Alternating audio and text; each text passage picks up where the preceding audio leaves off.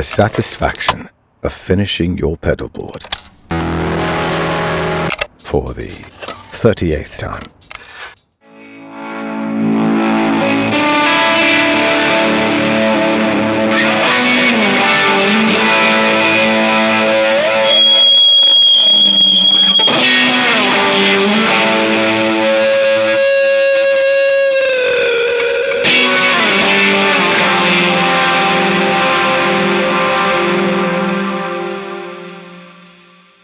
Hey everybody, I'm John Bohlinger with Premier Guitar, and we are at Smoakstack, right? Yes, or sir. Moakstack. Am I pronouncing it correctly? Smoakstack, yeah. Okay, there we go. And I'm with Paul Moak. Paul is a producer, a multi-instrumentalist, and a great guitar player, and we're here at his place.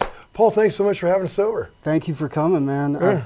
You know, everybody says this, but I fall asleep at night watching your videos. So. well, thanks. Yeah, thank you. Well, they'll be watching yours now. Yeah.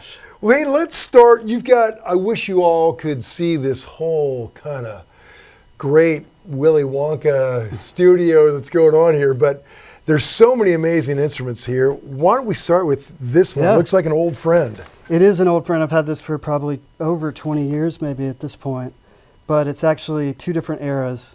It's a 60s 3-bolt Strat body, and this is an 80s made in Japan neck. Oh. And it came to me this way. And I love it. It's like, we were talking earlier, Ryan Warner, the other guitar player in Heart with me, he calls it the most strattiest Strat that exists. Well, so, Ryan would know. Yeah, he would. Yeah, he would. He would. Yeah, and you know, I toured for a long time and then moved into studio work and then now do both. But this one's been a lot of places with me. Oh, God, I bet. Yeah. The stories, huh? Okay, so aside from the neck and the body didn't start out together, how about everything else? I imagine it's had some changes over the years. Yeah, I think these are Fralins in here. And I think this has been swapped 3 or 4 times in the time that I've owned it.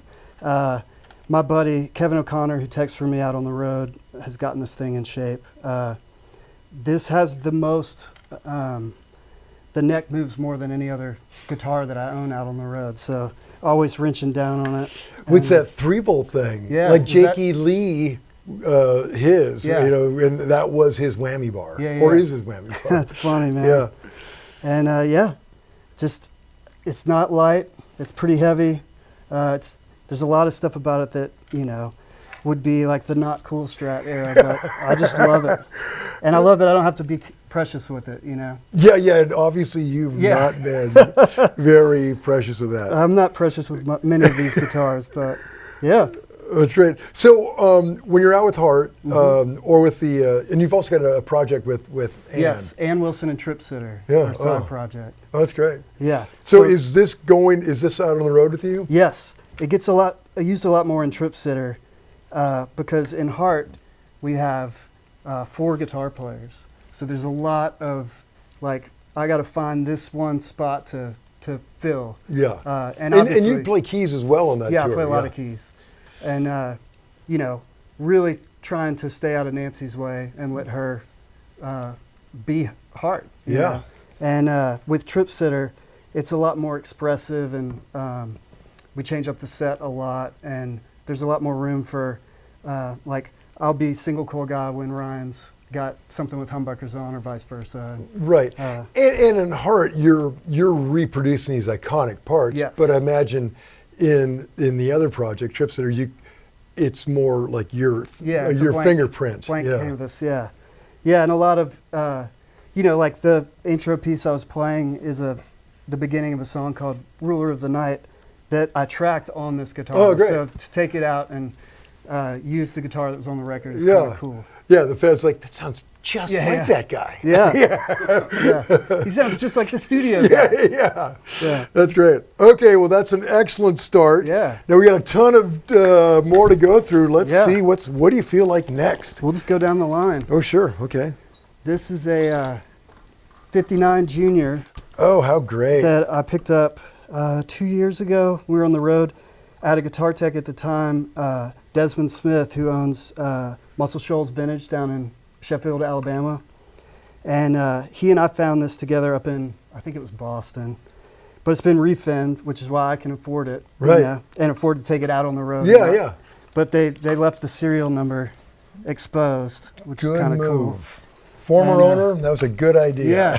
And it came to me like this. It had the Johnny Thunders and then the little Keith Richards tumbling dice deal, but everything's all original. Well, that's that Joe Glaser bridge. Sorry, everything except the bridge. Yeah, which that like before those bridges, nothing quite worked on those. But man, yeah, what a difference. Before Tripsitter, we had another band called the Amazing Dogs that Tom Bukovac was the other guitar player in, and so he, is the one that introduced me to it. Yeah, Book helped, I think, design that. I think he was instrumental. Or at least he was their guitar monkey, right? Where they would blindfold him and say, "Okay, which is it?"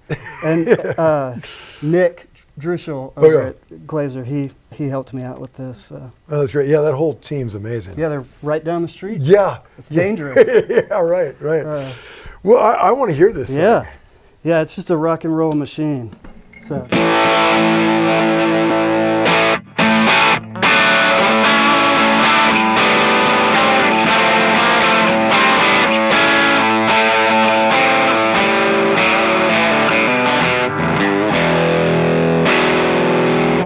Yeah. And it's quiet because it's got the Illich. Do you know about this? Okay. I don't know if I'm pronouncing it correctly. I've heard about it, but I could not describe it, so please tell me how it all goes. Basically, it has a plate behind here that fits in the cavity so you don't have to alter the guitar. But somehow, it's still a single coil, but it cancels out the hum. It's got a little trim pot in there. Wow. No battery needed or anything. Wow. And I actually learned about this because Tom and I were out at John Shank's house in LA, and he had this, showed it to us. And so when I got this guitar, this thing will just light up with lights. Oh, sure. And put that in, and now I can tour with it. God. Okay. Yeah, pretty cool. Yeah. I think it's Illich. Okay. Yeah. Yeah. Y'all in the footnotes there, go ahead and make a note if you know what that is. Click the link below. Yeah, right. Okay, excellent. Yeah. Okay, 2 for 2. I love it. Thank you. What else are we looking at? Is Nexus Tele? Yeah, this is a 76. And I produced this band called Goodbye June that we've made, I think, 4 records together. Yeah, I really like those guys. Yeah, they're the best. Yeah. And Landon, the lead singer, called me one day and he's like, "Man, my uncle has this guitar he's trying to sell, and will you tell me how much it's worth?"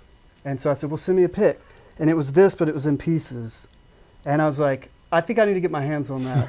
And because a purist, this would turn them all off. But for me, it's like, I want to know what's going on with this guitar.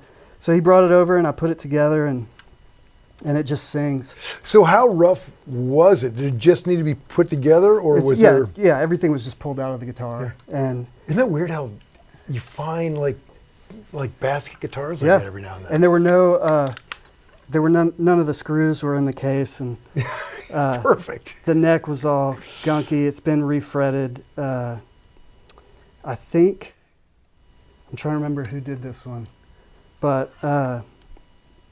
Anyway, got it together, and this is the guitar that I play on Magic Man every night. Oh, great.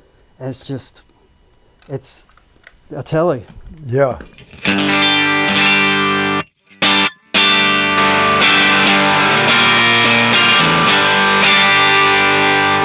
All you could want out of a Telecaster. Right. Oh, yeah, man. Yeah. That's great.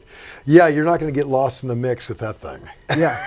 Well, and the pickup used to be microphonic, and I have a tendency to kind of step out on the speaker stacks at several points. And I was out there playing the Magic Man solo, and the feedback was just like out of control. So I took that to Nick over at Glaser, and he wax potted it for me. Oh, really? And cleared it up, huh? Yeah. Oh, that's great. Yeah, okay. It's no big deal. Yeah. Yeah, and I like the fact that most of these guitars, Tom calls them utilitarian. Which, I think he was trying to be offensive to me, but it's actually a compliment.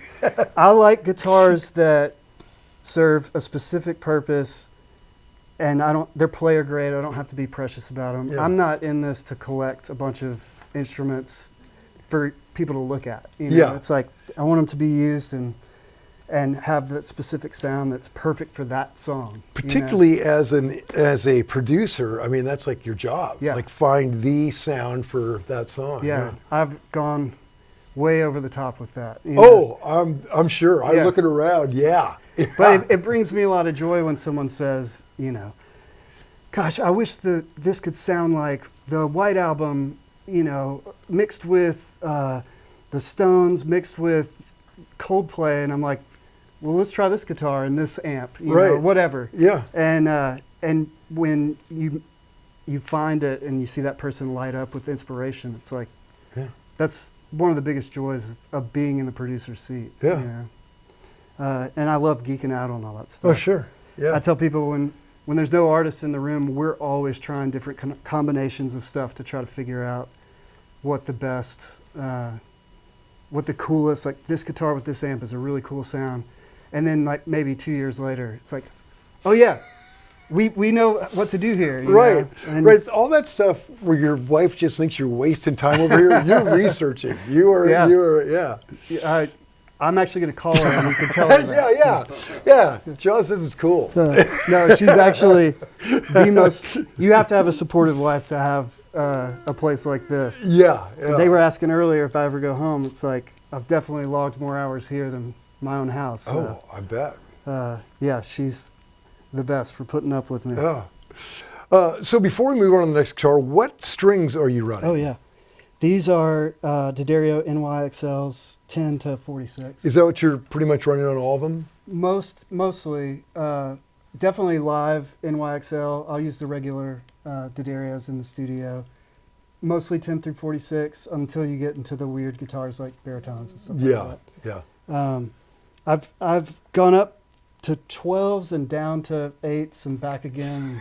This is just as we do. What works. Yeah. Yeah. And what picks are you using? These are InTuneGP. Made me, I don't know if you could see this, a fan of, I guess me, made a little version of me skeleton-wise. And, oh, that's great. And it's glow in the dark. Oh. Kind of cool. Yeah, so kind of an anime cartoon skeleton version of you. Yeah. Yeah, love it. Wild. What gauge? This would be, what are the green Dunlop? Under one, like, I don't know, 6 and change, 7. 7.5 maybe, or 7 whatever. Yeah. In the studio, it's literally whatever pick is around. Right, yeah. So digging the couch cushion. I'm not super particular. So, if it's close enough, I'll grab it. Right. Yeah. This next one's a newer one to me. There's a band called The Band Feel that you guys need to get to know. I have followed them on social media. Yeah, like a proper rock and roll band. Yes. Like a Zeppelin-esque. Yeah. Those guys are cool. They're awesome, and we just finished up an EP together, and Tyler, the guitar player, brought this down. I think he was trying to unload it to another guitar player in town, but it was here at the studio, and I just fell in love with it, and so he let me keep it. He has one of my guitars with him, but it's I believe a 70 with all 69 appointments. Yeah, cool. But what I love about it is someone on the back, I don't know if you can see this, but it says cheat, liar. Oh, yeah. Someone got in trouble. That's a scorned girlfriend. Yeah, exactly. I recognize that. Was it yours? No, just the sentiment. But man, this thing, I've probably had it for 3 or 4 months now, and it's, when you get a new guitar, it's like the go-to. Right. You sit down. Yeah. And love it. Yeah, I love that you share that little detail. Because that's authenticity. Yeah, that absolutely. That is the most rock and roll thing. Well, the thing about old guitars is they come with all the stories in them, and not to get overly mystical about everything, but have songs in them, right? Oh, And yeah. How can this not have a couple of songs in it with Right. those kind of stories? Oh, you know? yeah. And that mystical stuff, I mean, it's real. Yeah. I mean, if you look, you really do see Yeah. it. Yeah, and I mean, hear it.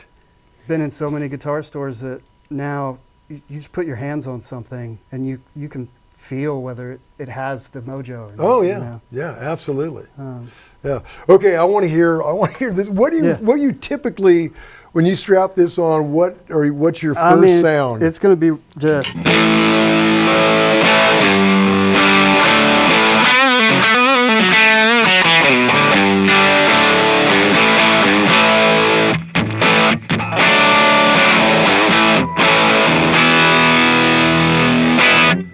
Yeah, God. Yeah. Yeah. Yeah, that is that. This will be going out on the road with me when we Oh, great. resume. So Great. Okay, I love it. Yeah. I love it. And, I love you know, the top again, wrap. headstock repair, Sure. you know, whatever works. Yeah, right. Sure, all of it. Yeah. Yeah, the vandalism, the broken headstock. I hope that they all happen at the same time. Yeah, yeah, exactly. Like a really, I mean, odds are pretty good. yeah. This Yeah. next one is, a lot of times people will ask me if the building was on fire, what I would grab. Yeah. And this is my number one. I've had this thing since probably 20 years old. I was in a band called DC Talk in the late 90s. Yeah, absolutely. Yeah, I remember that And band. Yeah. we were in Minneapolis, and I went to a music go-round. And if you can believe it, this was completely Olympic white. Wow. And it's a 63, and it was in pristine condition. So all this wear is just me, the last 25 years. And I don't know. I think at the time no one was really playing offset Yeah. guitars. You and Elvis Costello. Yeah, exactly. And I just thought it had a cool look to it. And turns out they have just a wide variety of tones that you can get with all the switches, which I still don't even understand. Right. You just kind of click them till you get what you're looking for. But someone had replaced, I think this is a Mustang bridge, so it fixes the tuning compensation. Yeah. I know there's mastery bridges now, but this was a mainstay for me on the road for a long time. It's got the clay dots and you know. Yeah, it's probably Brazilian rosewood, right? I would imagine. Yeah. 63. That's great. Yeah. So. Okay, so what is your go-to sound on that? Man. I imagine there's a bunch of them, but what? Yeah. The pickups are a lot lower output.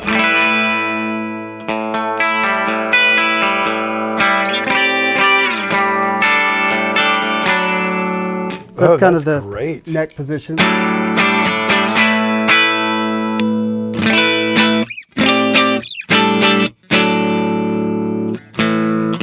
It's a great strummer too.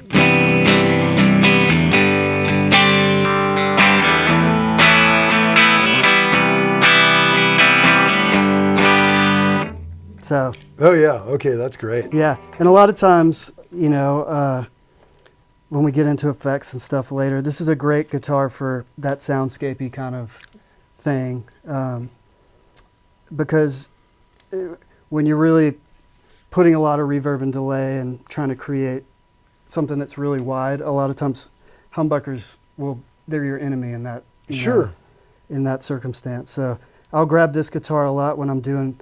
I can do it right now, like weird. Let's see. I never know which way to go on this guy. So here's a little reverse setting with the whammy.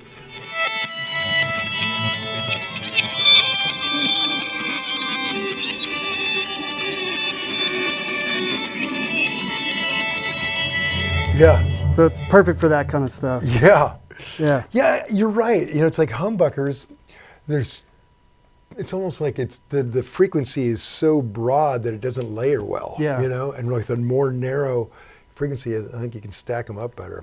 I tend to gravitate more towards single coil guitars in the studio, unless we're going for that big rock, Right. thing.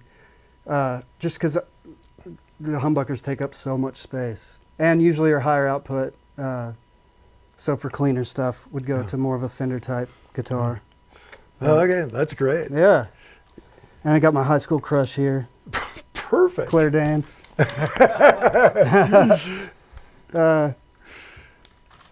This next one it got a pretty cool story.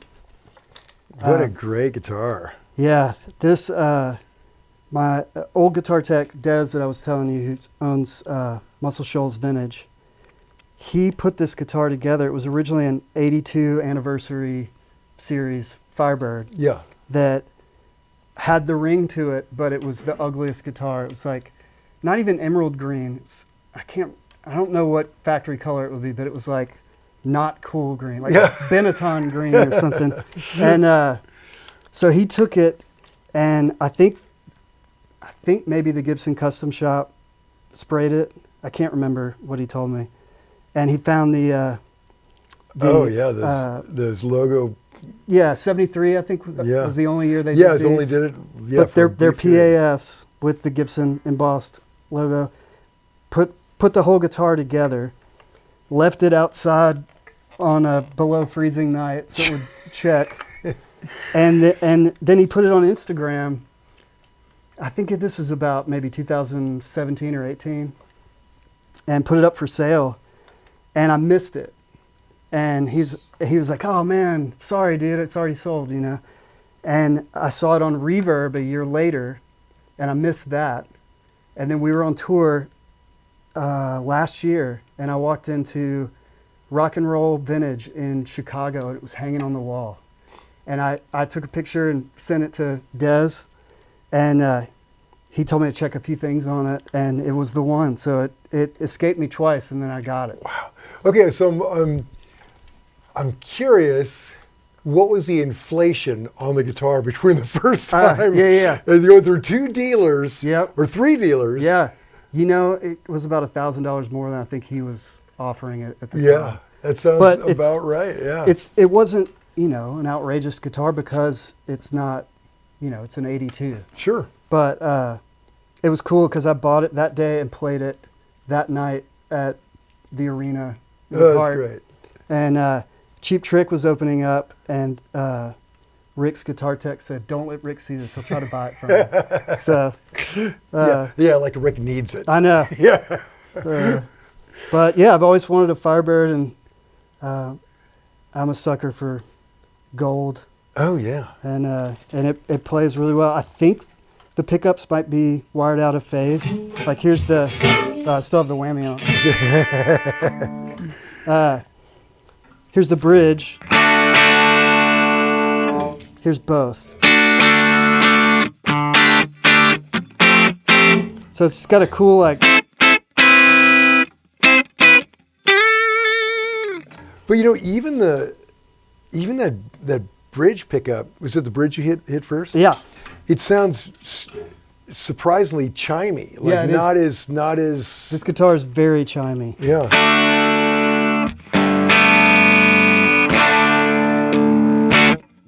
So, I mean, those old Gibson pickups are often wound sort of light, and maybe that's part of it, or maybe just that shape, or I don't know. You know, I've always thought Firebird pickups were kind of ice picky. Yeah, I really like this. Yeah, yeah. It was a surprise to me. Yeah, the Firebird can be kind of have that ice pick in the eardrum thing, but not that one. For sure. Okay, that's really cool. Yeah. Gosh, Paul, I've liked all of these. Well, thank you. This next one's a little different. This is a 12-string Mando guitar. It's basically a 12-string tuned up an octave. Oh, okay. And I've had this forever. It's definitely showing how old I am in this episode.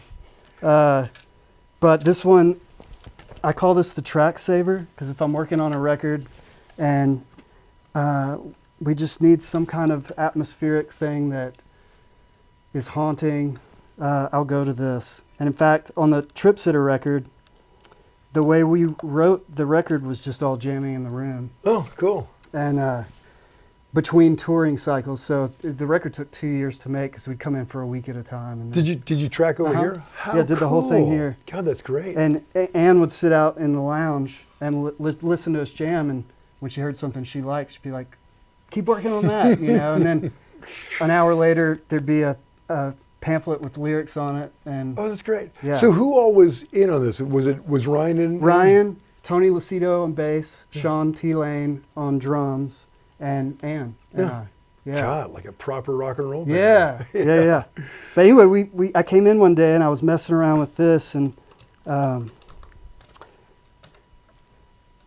let's see. Yeah. I was just kind of going.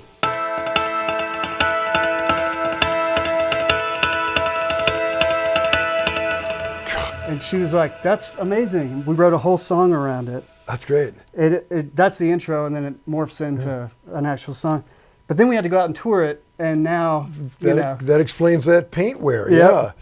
Yeah, So- that's so cool. That weird percussive thing. Yeah, It almost like a hammer dulcimer. it's wild. Yeah. Yeah. And it was just one of those things where it wasn't pre-planned. It was just, I was sitting on the couch here and just kind of, it's like, that's cool. And that's why you got all these instruments. Yeah. Yeah. Because you never know, right? Yeah. Oh, that's great. So I don't know if this company, Hammertone, is around anymore. I have never heard of them, but man, that's great. But I loved, there was a record that Emmylou Harris did with Daniel Lanois. Yeah, Wrecking Ball. Yes. It's on my top 5 of all time. Yeah. And Buddy Miller, they played that album in its entirety, maybe the 10th anniversary of or something like that here in town. And Buddy had, I don't think it was this brand, but he had one of these Mando guitars, and I was like, must have, Right. you know. We did a rig rundown with Daniel Lanois, and on some of the gear he had written in board tape the settings from Wrecking Ball. Oh, wow. Like the names Yeah, and the track names, like when the trumpet, and like all the names. I know that this is the. He goes, oh yeah, that's the one. Wow. Like. I think I saw that. Was that at City Winery here? Yeah. Yeah. It was just amazing. Yeah. But the engineer mind of like, you'd label it and he just never took it off. Yeah. So, Wow. That's cool. Yeah, I love very stories cool. like that. Okay, well I love that little weird, Yeah. that little weirdo. And to balance it out on the other end of the frequency spectrum, Right. I don't have a strap for this one, but this is the Neptune baritone guitar from Jerry Jones. God. And they used to be here in town, had a factory, I think right off of Broadway or Church Street or something like that. Yes, they were kind of all the rage. Yeah. And because those Dan Electros were people trying to capture that sound, and those instruments kind of self-destructed a lot of them. Yeah. And Jerry was making really good ones. Yeah, this thing is amazing. And I change the strings about once a decade. Yeah, sure. And it's, seen its share of the road and the studio. So do you tour with this as well? Not currently, but Have in the. have in the past. Yeah. Should probably write a song to get it out on the road. That's right. Yeah. Next time you and Ann and Ryan and the boys are in the studio, break that thing out. Absolutely. Absolutely. But it's just a really rich.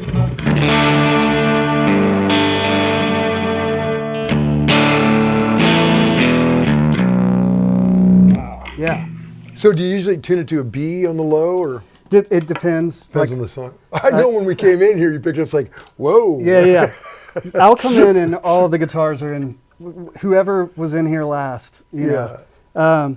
It depends on the album. A lot of times, what I love to do on rock stuff is if there's a section that has a heavy riff, it'll start with the main guitars, and then we'll layer it with this underneath in the middle for extra impact, kind of the thickener, if you will.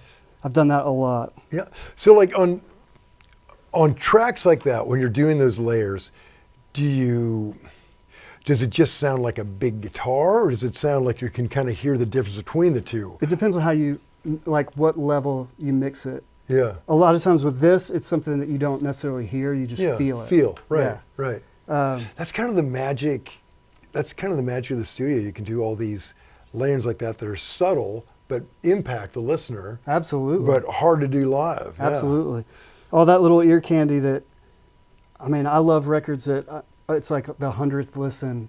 I'm like, wait, what was that? You know? Right, right. And they're like onions, just they keep revealing different layers. Yeah, you know? like when you're listening with earpods and one pod dies, so you're only hearing one. You think, Yeah. oh wow, I'm hearing stuff I Exactly. I've never heard before. Absolutely. There's a triangle in my right ear. Yeah. Yeah.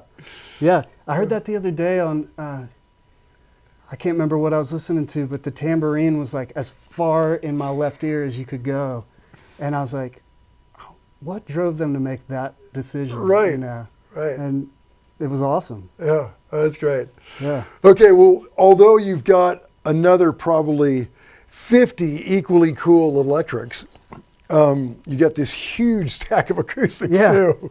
And you've narrowed it down to 3. Yeah, these are the ones that have cool stories and are special. Okay. We have, it is a gratuitous amount of acoustics. Oh, But gotta have them. I do a lot of writing, and when people come in, there's so many songs just sitting over there in the corner. Oh yeah. And someone will pick up a guitar and it'll spark an idea. They're in all different kinds of tunings. There's tenor guitars, baritone acoustics. So just inspiration machines. Sure. You know? Sure. But we can start with this one. Yeah. This is just a run-of-the-mill 1991 Gibson J-100. But the reason I pulled it out is when I worked at a guitar store in Mississippi before I moved up here in the 90s, and I had an ovation because they were cool for about 10 minutes. Yeah, yeah. And my boss told me, if you go to Nashville and you pull out that ovation, they're going to crucify you. Yeah. So I was like, must get a proper acoustic, right? And I was like, well, tell me what to get. He's like, we don't have anything here that's good enough. He's like, save your money. When you get to Nashville, find yourself a real guitar. So the day I moved to Nashville, before I even went to the apartment, I pulled out the Yellow Pages and found Chambers Guitars on West End. Sure, Remember that place? Absolutely. And walked in with my ovation, and this was hanging on the wall. I took all the money I'd made that summer getting ready to move to Nashville and traded the ovation, I think $600 or $700, and got this guy. Oh, that's great. It's been with me ever since. So. Oh, that's great, man. Yeah, and it's a great guitar too. Yeah.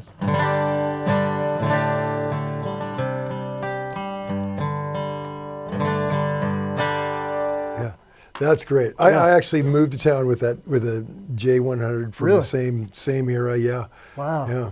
This is I believe Montana made. Yeah, Bozeman. Yep. Yeah. Yeah. So cool.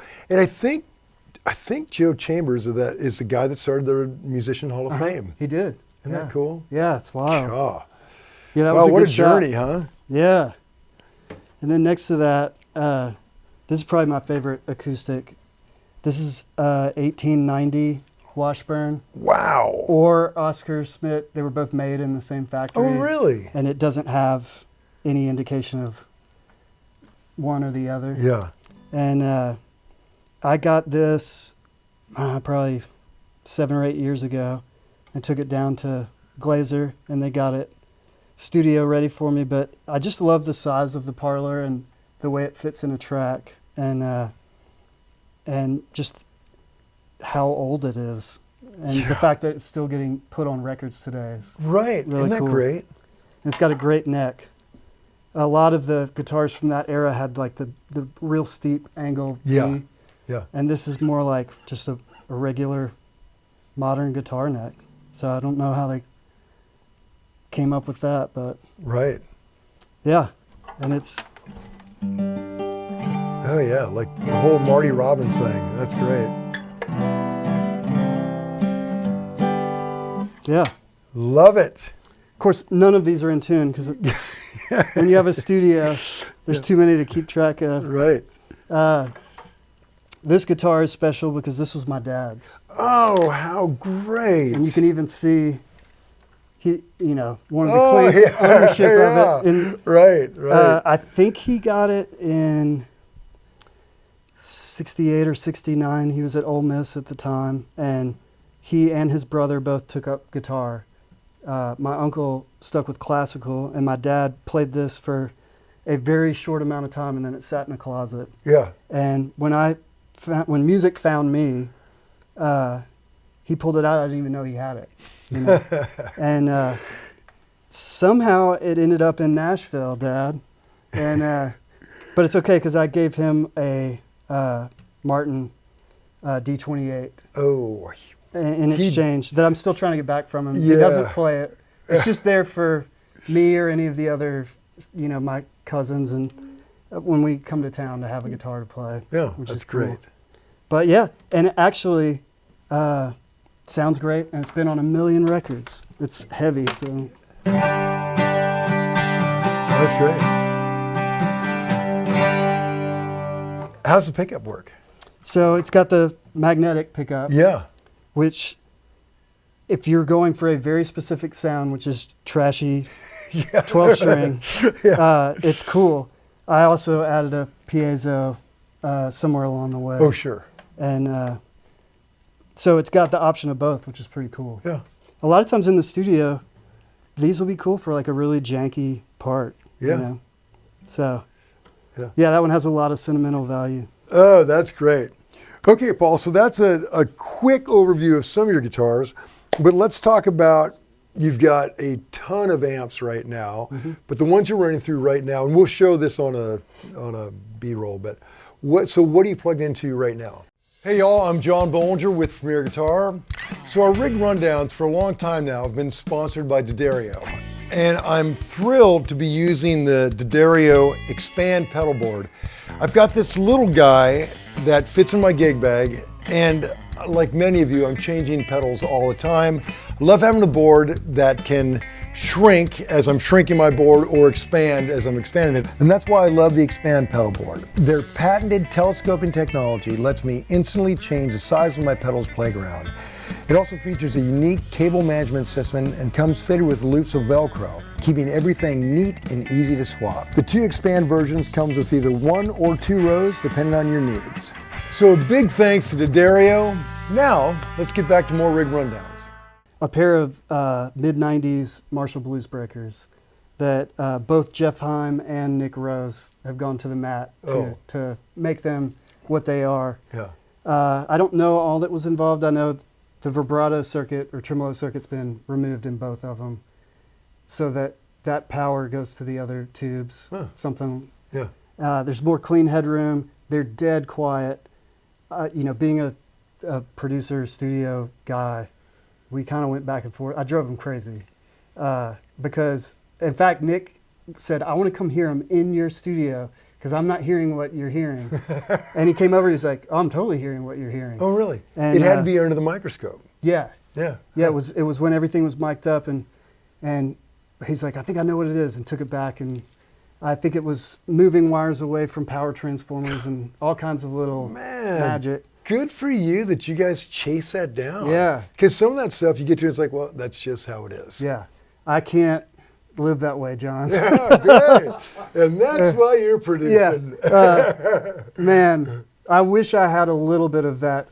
I can live with that mentality, but I go pretty far with chasing gremlins down. So they're dead quiet. They're super loud. I kind of have them set to they're on the verge of breakup, and then everything else is done on the floor. And you're running, and I saw you running them both into a brown box at 13. Yeah. So pretty soft. Yeah, the power here is like 123 coming out of the wall. So the brown box really helps. And I've got a Variac on the amp wall itself. Oh, cool. So when we're doing more studio stuff, it does make a difference what voltage you're running at. Absolutely. And it can even brighten or darken the tone of how much you're saturating the amp. Oh, sure. So that's a fun tool. If you know how to use it right, you could also blow everything up. Yeah. You know? Yeah. So don't want to do that. Yeah. But yeah, the brown box. And then another cool piece to highlight is getting from the pedal board back to the amps. There's a company called Pinstripe Pedals, and it's a buddy of mine named Charlie in Oklahoma. And he makes this box that basically converts your guitar to Ethercon, and you can run hundreds of feet with no signal loss. Really? And I went back and forth with him. He did several revisions, and we got it dead quiet. And to me, it's little things like that keep your tone from getting lost from a bunch of cable.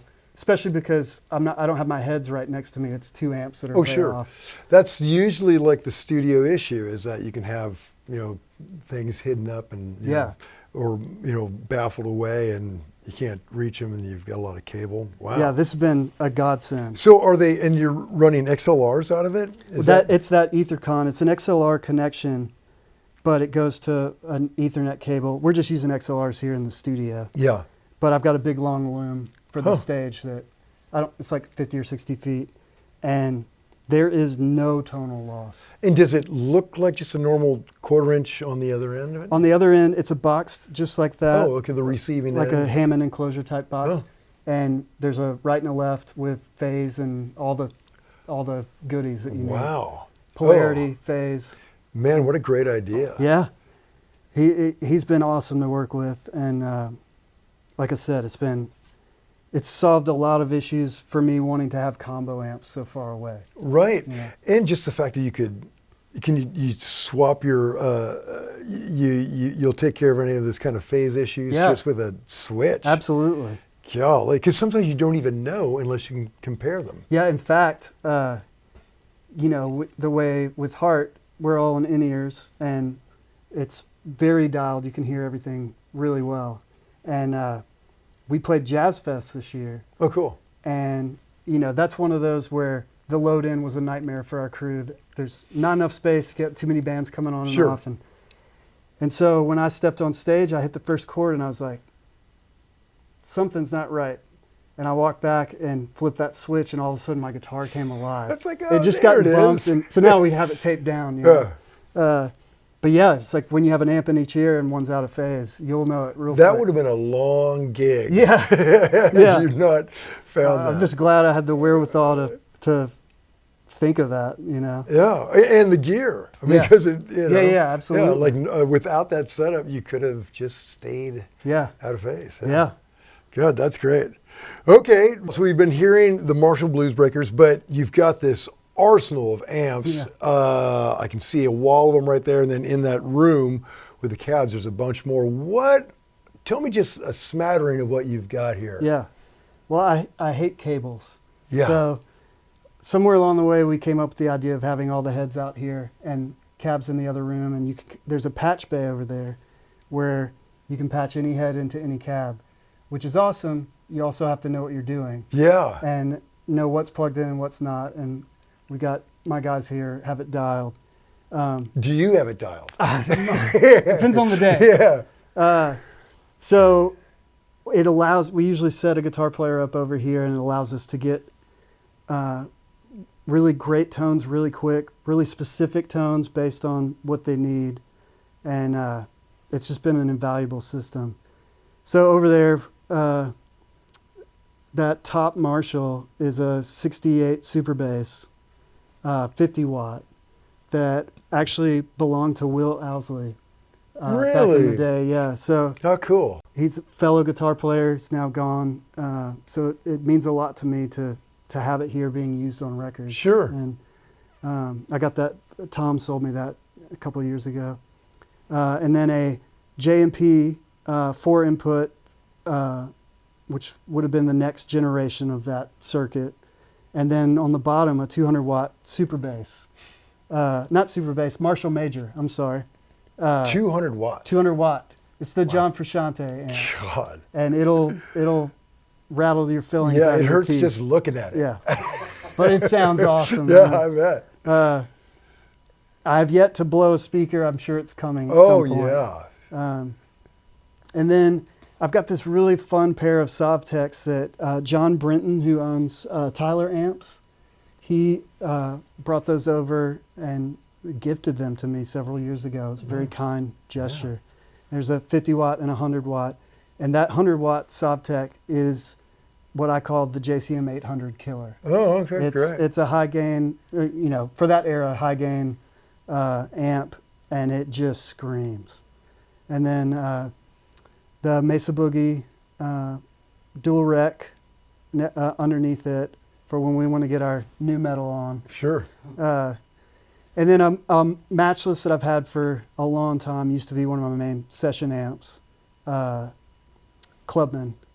And then the orange single channel 30 watt, I can't remember the model number, but it's what Jimmy Page played when he joined the Black Crowes for a tour really? in the 90s, and they did a bunch of Led Zeppelin. Right. That was the amp that he was playing. And it's if we turned it on, you'd be like, that's an orange. Yeah. You know? And then up top, there's two AC30s. One's a candy red, and the other is a really weird, it's an AC30 that had a solid state rectifier and a spring reverb in it. But has the top boost circuit and all that. And Cool. I'm surprised it hasn't burned the building down yet. It runs very hot. And then an old divided by 13 that I've had a long time. And then, I don't know if you know about this, the Garnet. No, I've not heard of that. That is the American Woman tone. Really? Yeah. So I mean, like that's what the Guess Who actually played? Huh. Yeah. Huh. And it's a fuzz circuit in an amp head enclosure. Really? Yeah. And that was gifted to me by Jerry McPherson. He was over here doing some sessions for me, and he brought it over. And he's just been a mentor. When I first moved to town, I was 17, and I just happened to be in a band with Miles McPherson, his son, who's like one of the best session drummers in town now. And so he would come to our gigs at the what's the place across from Exit Inn? The End. Yeah. And Yeah. and see these teenagers Yeah. trying to figure it out. Yeah, in a And- little dump. Oh yeah. Yeah. He would give us. He would come up after the show and be like, "Man, it was so great. You should try putting that delay pedal after your distortion pedal." You know, like just Yeah, little stuff like that. Right. And it's just cool that we've been able to be friends for so long, and that was a really nice gesture. And then to round it out,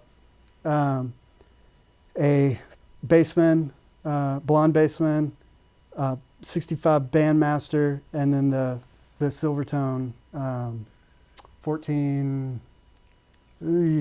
I get all the numbers mixed up. Yeah. The Jack White amp. Sure, yeah. Basically. I like it though. You go from angry to kind of sweet. Yeah, you know? yeah. Yeah. And so in the other room, there's all the cabs for these different heads. So you can go, manufacturer specific to the time period, or you can mix and match depending on what speakers are in each one. And I love that every one is mic'd, so you've already got the sweet spot. Yeah. God, your setup's got to be, that's the quickest way to get through Yeah. all of them. So in the other room, all you got to do is patch into the preamp that you want to use, and Wow. you're off and running. That's great. What a perfect setup. Thank you. Okay, now that we've got amps covered, let's dive into this pedal board. Yeah, so the signal goes in at this Earthquaker. Swiss Things is the name of the pedal. Yeah, I haven't seen that. It's basically a Swiss Army knife. I've been partnered with Earthquaker here at the studio for years and love all of their gear. And they had this coming out right at the time that I wanted to make this board to go out on the road. So I called Taka at Earthquaker, and he sent it over. It's basically got 2 loops in it. So in essence, if my entire board went down, I just turn off the loops and I'm going straight to the amps. Sure. So that's peace of mind. Yeah. But it also, one loop is before a volume pedal insert and the other loop is after. So I have different parts of the board, pre-volume, post-volume, and it allows you to not have to use, volume pedals are notorious for sucking your tone. Yeah. It's actually doing it inside the box and using the pedal just to show you where you're at in terms of volume, from my Really? understanding. And then it's got multiple outputs, tuner output. It's like all the stuff that you need on your board that's not sexy. Yeah. And so it goes in there. I hope I remember how I routed all this stuff. The first thing is definitely going to be this JHS compressor, which is underneath the board. Oh yeah, It's hidden underneath always, there, sure. always on. So I don't know if y'all get a video of this later, but Yeah, we'll show it. And JHS, you've got a good relationship with, is that their orange squeezer? It or? is. Yeah. Josh is a really good friend of mine, and we partnered on several things. Like I saw a video of you with some of your stuff on the studio side. Yeah, the studio side. Yeah, that was very 500 cool. You were series. tweaking these very floor pedally type things in line. Yeah. That was cool. Yeah, I'm a big fan of that era of JHS, but this compressor's my favorite compressor. And that's an always-on pedal? Live, I mean, in the studio I can just reach down and turn it off, but live I like just having that extra blanket squeeze around my tone right at the start before it goes through all this stuff. Sure, yeah. And so you can hear just the guitar, but it's just a little bit, but and so from there it goes into the Whammy 2, which I've owned every version of the Whammy, and the 2 is my favorite. It's like the redheaded stepchild of whammies. Yeah, you put some miles on that one, boy. Yeah. I got that do you remember Broadway Music? Yes. I got that at Broadway Music back in the day. Yeah. But I like it because it's glitchier than, they've gotten way better at the pedal. Yeah. But I like how it kind of warbles and glitches, and I like the footprint of it.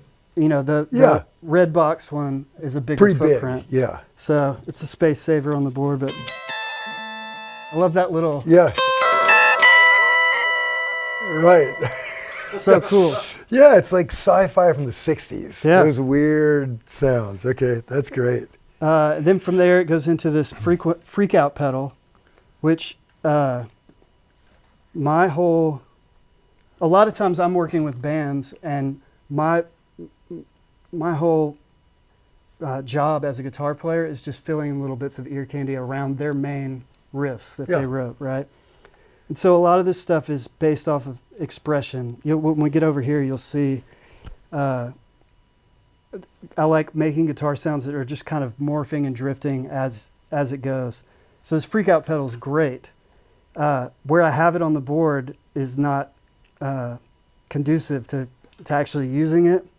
So I modded it with a MIDI out that goes to a much more accessible switch over here. Clever, yeah. So, and that Ruler of the Night sound, I'll do a basic version of it.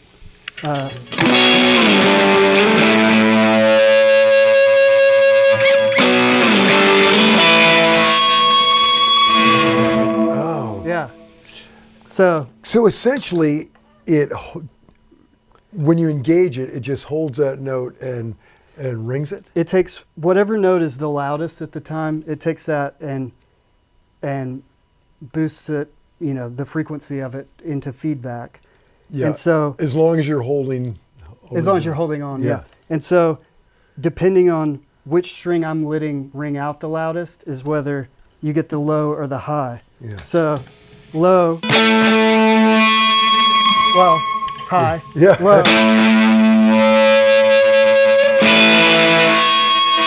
Oh yeah. So I just kind of learned as we were making the song how to make it react differently. You know? Yeah, you're on the earn while you learn program. Yeah. I love that. Yeah, okay. Then from there, the full tone wah, and we've covered Alice in Chains. Sure. With Anne. I use it a couple times in the Heart set. Volume. With the tuner built in, the Ernie. Yeah, I've got that as well. The very practical. Yeah, they should have thought of that years ago. Yeah, right.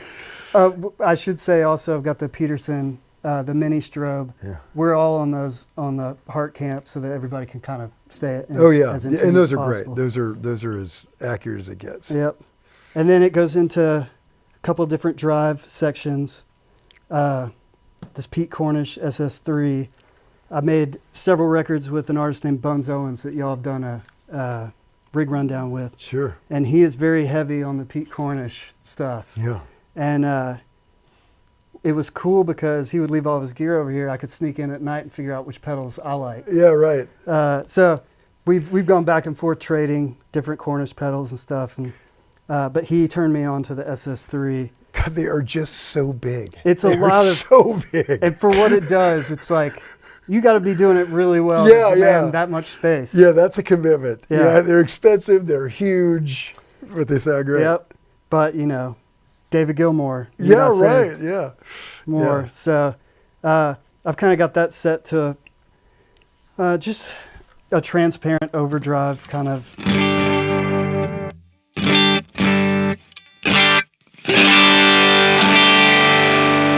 It's very clear. Yeah. Yeah, that's a great overdrive. Yeah.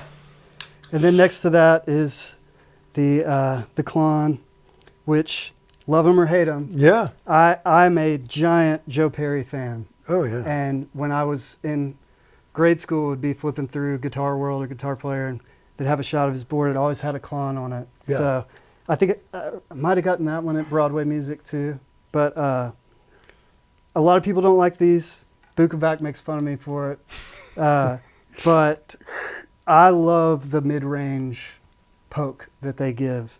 And when I've got the amps just barely set, you know, right on the verge, Yeah. the Klon's set to just push it over. So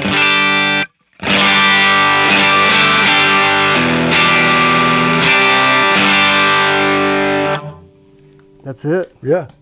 And a lot of times I'll pair it with another one of these pedals if I'm doing a solo or something like that. Sure. The other one, this is like the big rock sound, is the Mostortion, which this one's been rehoused by our friends at XTS. Yeah, that looks like a lot more sturdy than the original Yeah. box. Yeah. So Barry's an awesome dude, and he's helped me a lot with, there's another piece of his under here. Yeah. And they're the best at building pedal boards. Yeah, amazing. So this is the Mostortion.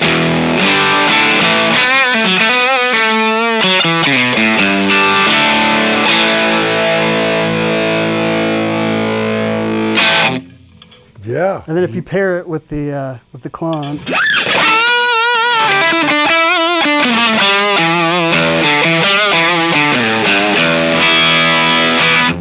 Oh, now let's add the Cornish. Let's have it all.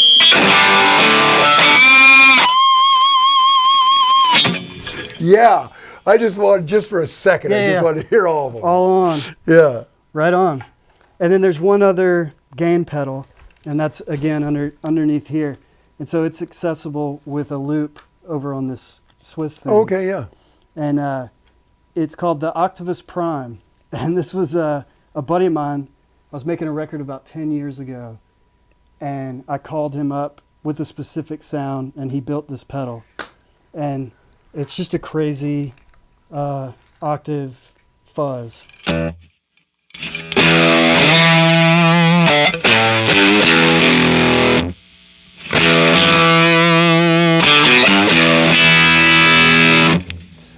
That's it. Yeah, it's great. So is it set the amount of octave you get in there, or is it?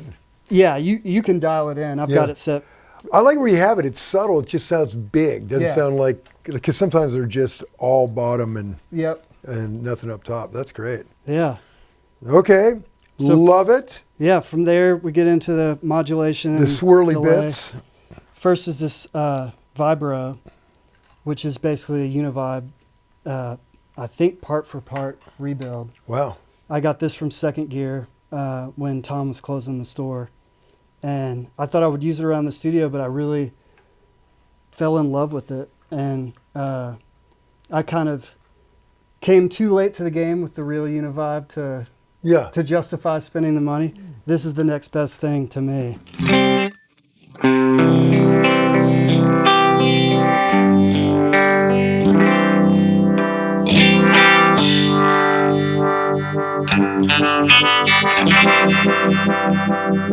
So, Yeah, it's great. just a straight up Univibe. Also takes up a lot of space. A lot of big pedals. Yep. I think I'm a big pedal guy. You're a big John. pedal guy, Yeah. yeah. Speaking of which, look at that Memory Man. Yep. I think I've had this Memory Man since probably 1998. Oh, that's great. And it would be my desert island pedal. There's so much you can do with them. And I've been inside this thing a million times. So it's got a true bypass circuit on it, and I can't remember what else I've done to it over the years. But So these are mods you made to yeah, it? yeah. Yeah, I know just enough to get in real big trouble. Yeah.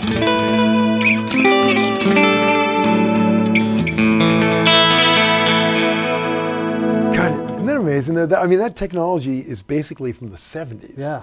And still just great. Yep. And the reason why I can't get it off my board is its feedback, the way it oscillates, especially like on this last tour with Tripsitter, we were playing this song off of our record called Reign of Hell, and we'd go straight into Immigrant Song.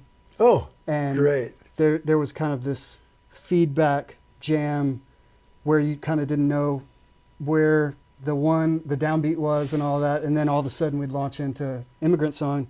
Crowd loves hearing Ann sing Led Zeppelin. When she does that Robert Plant go up an octave thing, it's like, holy smokes, man. Yeah. Yeah. So I would always lean down and just fiddle with this guy.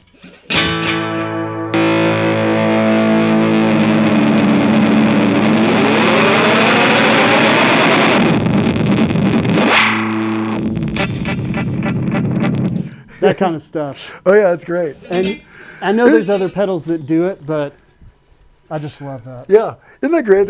That's like probably something that you've been experimenting with since you were a teenager. Absolutely. And now you're like, filling arenas. Yeah, absolutely, man. That's not lost on me. Yeah, that's great. Especially, I committed myself to the studio for almost 2 decades and just said no to touring. Yeah. And it was really something about the pandemic, honestly, that I thought it maybe turned on a light bulb in the back of my head that was like, well, I don't think I was actually done playing shows. Yeah. Am I now that we can't, And so when we were making the record with Ann and she asked if we wanted to go out on the road, it just reignited the teenager in me, And so I'm super thankful at this point in my life to be able to see music affect people in real time and then bring that back to the studio. It's the perfect balance. Yeah, right. Because that's kind of the tragedy of studio life is that people get locked in and they never get out. Yeah. They're in there all day and all night. You're like those engineers. Yeah. Permanently hunched over. They never see the lights. Zach. Yeah. Zach, we're looking at you. I love the studio. It's my passion in life. But I need to be reminded of why we do it. Yeah. And a lot of times when you're in the studio, it's this hope that one day this will go out and brighten someone's day, or make them feel. Yeah. And the live thing allows you to see that in real time. Right. And I'm just super thankful to have that back in my life at this point. Yeah, that's great. So on to the last pedal on the board is the Eventide H90, which, being a studio guy, I've been an owner of the H3000 forever, and I love their algorithms.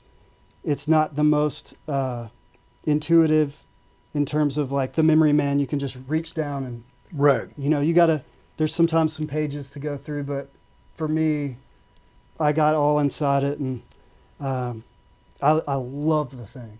It's like an instant fun box, Sure. And I'm kind of running it in an interesting way. Over here, you've got these 2 Ernie Ball volume pedals that I took all the guts out and turned them into expression pedals. So they're plugged up to the Eventide. You still have the marker, so I know how much of whatever the effect is. That's really clever. Yeah. And you can see it turn on the thing. You can assign them to literally anything. Wow, is that a mod that Ernie Ball is aware of? No. They should, man. Yeah. Ernie Ball, EB, if you're listening, that's a cool mod. You ought to. There's in 2 the next cards. version. Yeah. There's 2 cards in the volume pedal, and one is the audio portion, and one is the visual portion. So I just removed the audio portion and wired it up with the right value to be an expression pedal. Did you did that? Yeah, I mean, like I told you, enough to be dangerous. It worked out in Wow. this instance. Check out the big brain on Paul. Well, no, I have a graveyard of pedals that died when I fiddled with them. They gave their life in this research, yeah. There's a couple of Digitech space stations that will never come on again because of me. Sure. So what's cool is when you're creating a preset, you can assign these to anything and morph them in real time. Like that reverse setting I was doing a little while ago.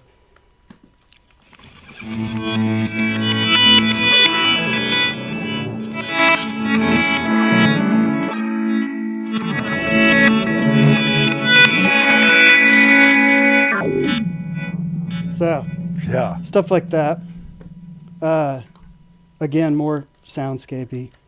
And it's just got an endless well of great sounds in it. The reverbs are incredible. Oh, yeah. So, and then this disaster area is the tap tempo. So, is that just set up to the eventide? Just to the eventide. So, I guess that's the only tap tempo. The rest are all just twist. Yeah. So live, we don't use a click track on anything, so I can get the delay times dialed in with wherever we're at that night. Yeah. You know.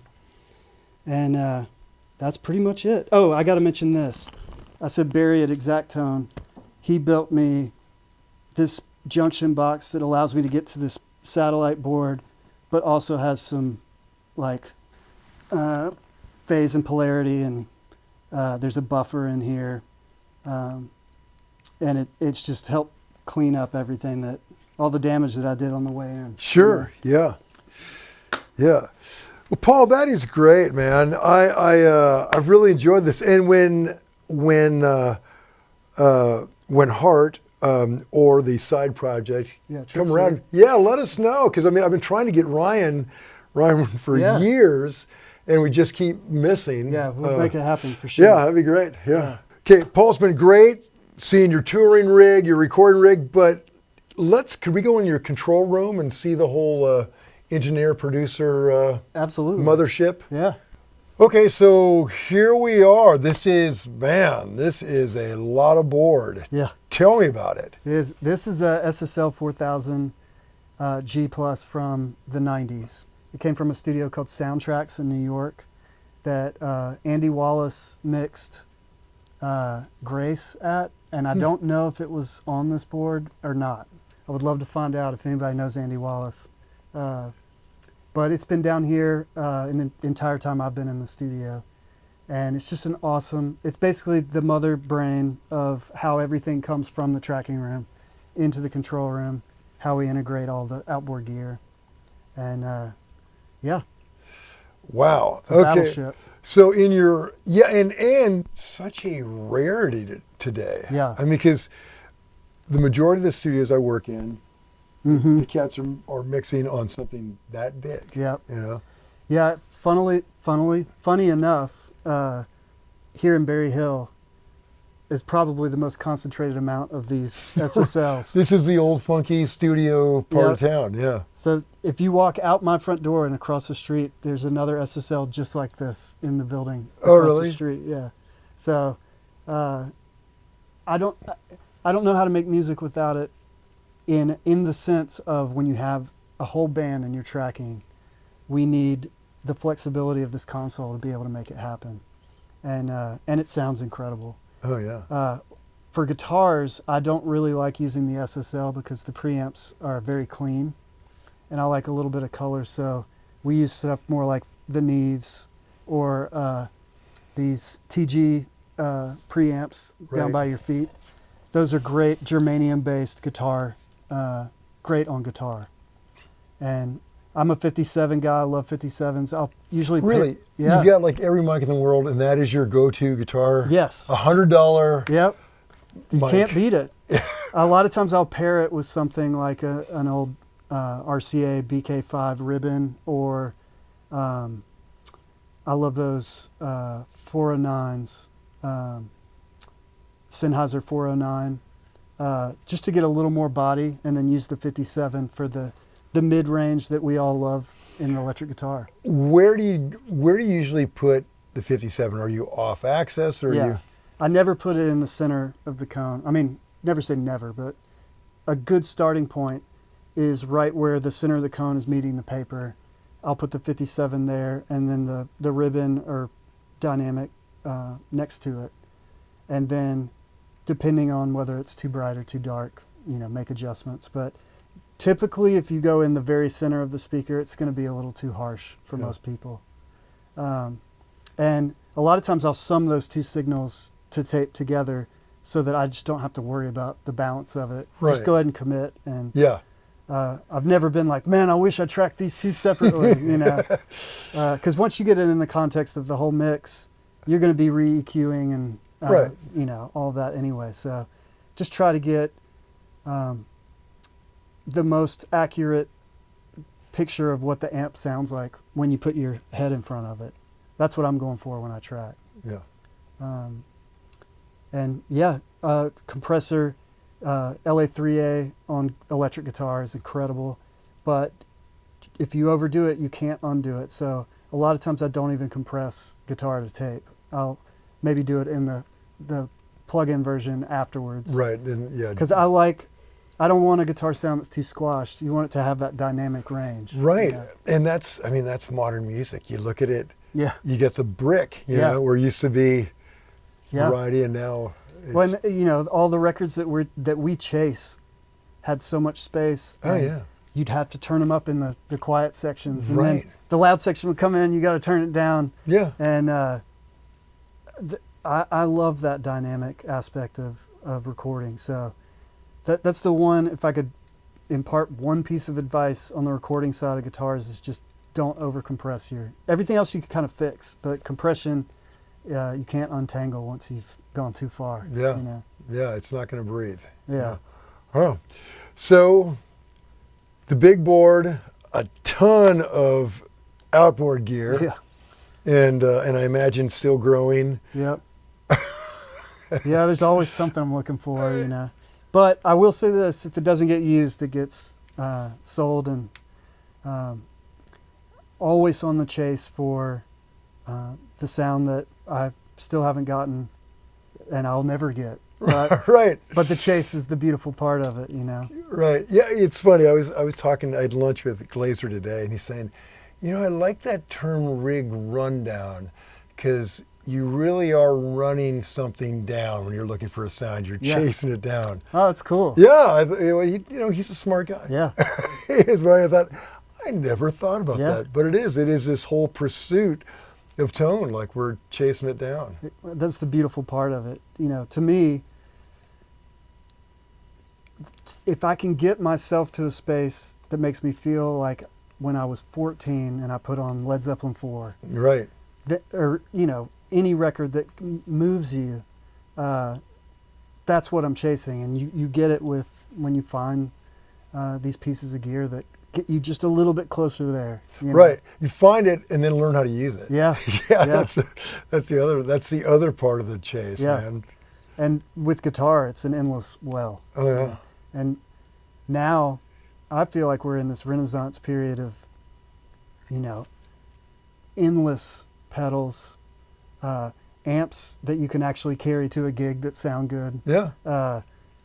It's really a guitar player's paradise today. I totally agree. I mean, it's like a golden age, because you've still got the classic stuff is out there, but there's some kid in Sri Lanka right now that's like wiring up some amazing new piece of gear, just making it up. We'll never run out. Yeah, that's awesome. Guitar community is very special.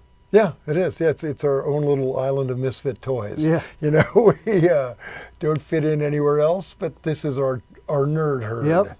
Yeah. Yeah, I wasn't on the basketball team, but I fit in the recording studio.